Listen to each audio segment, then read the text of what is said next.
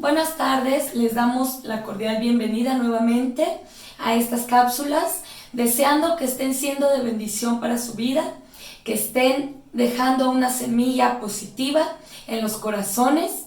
Y si es así, te invitamos a que compartas con tus familiares, con tus seres queridos, con tus hermanos en Cristo, aunque no sean de esta iglesia, pero si tú conoces a alguien que necesita escuchar una palabra en específico, compárteselo para que sea de bendición y así podamos llegar a más personas llevando el mensaje de Dios a través de este medio.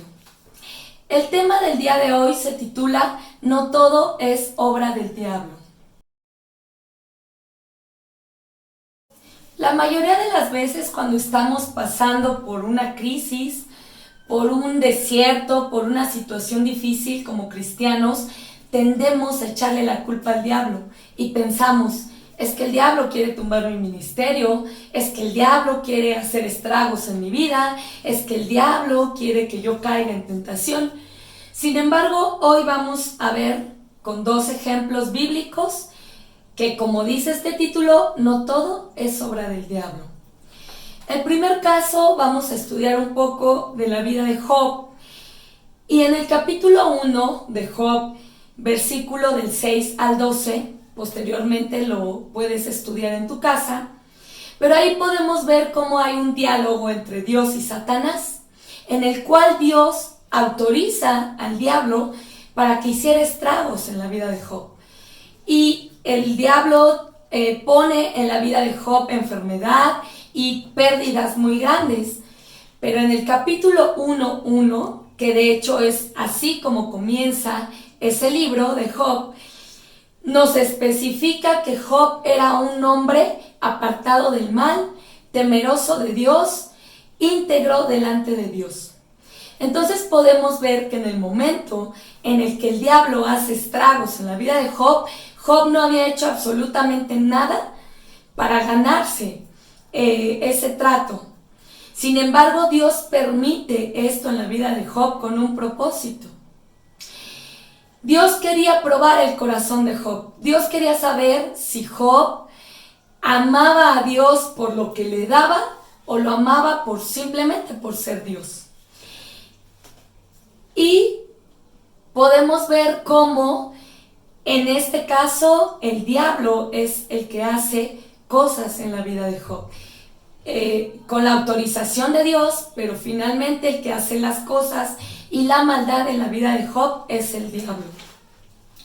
Por otra parte, podemos ver en la vida de David, en el libro de 2 de Samuel, del 12 al 15, si recordamos el pecado que cometió David con Betsabé, ellos dieron a luz un hijo a raíz de ese pecado, el cual a los 7 días de nacido falleció.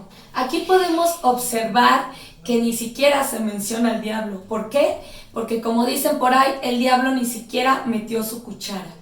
La muerte de su hijo, del hijo de David y Betsabé, fue consecuencia del pecado que David cometió. Entonces podemos ver que aquí el diablo no tuvo absolutamente nada que ver. Fue la decisión mala, equívoca, que cometió David delante de Dios. Y bien podemos ver que David se arrepiente y Dios lo perdona, por supuesto, porque Dios es un Dios de misericordia, pero él tiene que pagar las consecuencias de sus malas decisiones. Pero a esto me refiero cuando no todo es obra del diablo. Muchas veces queremos justificarnos diciendo que es obra del diablo, pero me atrevo a decir que la mayoría de veces son consecuencias de nuestras malas decisiones. El diablo a veces no tiene nada que ver, el diablo ni siquiera se está metiendo con nosotros, simplemente tenemos que pagar las consecuencias de nuestras malas decisiones o de nuestras malas acciones. Por ejemplo, si nos encontramos en una enfermedad, decimos, es que el diablo quiere matarme o el diablo quiere llevarme, pero si analizamos nuestra vida y hemos sido descuidados con nuestra salud, con nuestra alimentación, con nuestros hábitos de sueño, con nuestros hábitos de ejercicio, pues podemos darnos cuenta que no estamos cuidando nuestra salud y estamos teniendo consecuencias.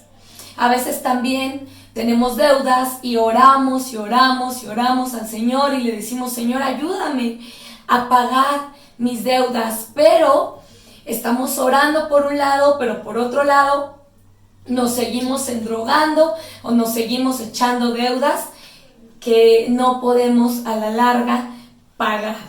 Entonces podemos ver y seamos sabios, seamos inteligentes para darnos cuenta si la crisis que estamos pasando verdaderamente es una prueba de parte de Dios o es solamente una consecuencia de nuestras malas decisiones. Que Dios les bendiga, espero que esta palabra sea de bendición y nuevamente te invito a que la compartas con tus familiares y seres queridos. Hasta la próxima.